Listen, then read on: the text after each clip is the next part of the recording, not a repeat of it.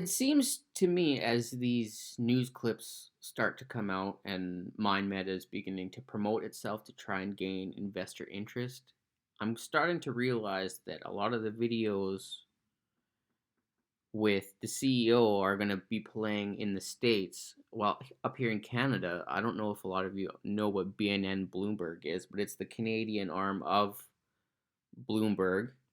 And it seems like Kevin O'Leary will be voicing his pump for MindMed. I personally am not a big fan of Kevin O'Leary. I think he's got a big mouth, but you know, to each their own. He brings some weight to the investment and to the company, and it's good enough for me. But let's hear what he has to say, and then I'll chime in after the video. Anecdotal evidence that microdosing psilocybin or LSD can help in these. This is a medicine that they're building. This company is doing FDA-approved research and studies on medicine. There is no recreational aspect to this, so it's not going to run into the same problem cannabis had, where institutional investors never appeared. Including you. You stayed away from cannabis a long Never time. touched it because Still? it's never going to touch it. Schedule I narcotic, lobbied against by Mothers Against Drunk Driving. I've met with them. Yeah. The minute you get on the wrong side of that group, that's not good. I want to be on the wrong side. And besides, all of these promises by the industry to get this thing legalized in the U.S. never appeared. This is a tiny little company, though, right? It was a reverse they're takeover all tiny. They're of a all gold company, but is this kind of just a side, like a, I don't know, you're taking a flyer on it? Yeah, this is a binary, Amanda, this is a binary investment. Either it's an extraordinary return over the next 5 years or it's a zero. Right. And I say that for all the investments in this space. But the team is, all the scientists that I met, all the research that's going on in multiple countries, the actual compounds they have on a proprietary basis, very interested. And a promise from the CEO before I wrote my first check, you will never take this into the recreational market. And he won't. I became an investor. O'Leary, it's good to see you. Good to see you, Amanda. Kevin O'Leary, founder of O'Leary Financial Group. See, and a lot of the comments that I'm getting on Reddit here is that, hey guys,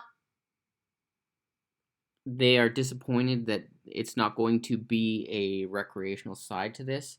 I don't see the profit in psychedelics becoming recreational, to be honest, because while a lot of people do them, like shrooms, for example, it's nothing in comparison to cannabis or alcohol or tobacco for that matter. So it's kind of a niche market. I think in the future, just like in Oregon and 2 other states, I believe, in America, they will eventually decriminalize psilocybin and maybe even perhaps LSD to a certain degree. But we'll see about that. But it's interesting to hear his take, regardless of how I feel about him. But that's the last of the news clips for now. So I'm going to focus the rest of this weekend on going through the financials. And so you guys can see like things like market cap, debt ratios, net income, which to be honest, there really isn't any. This is more of an R&D moment for the company. And the only reason that I personally invested is because they're already FDA approved and already onto phase 2 with 2 of their pipeline drugs, which means progress has been made and there is something there.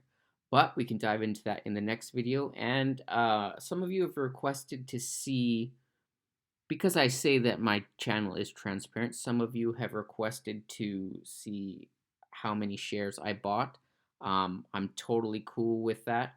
If you do want to know, please leave a comment in the just leave a comment if you want. Yeah, we'll talk about that. And as always, there's always Twitter and Instagram. So thanks to all my Reddit friends for helping me out. I really appreciate it. And keep the comments coming. Peace.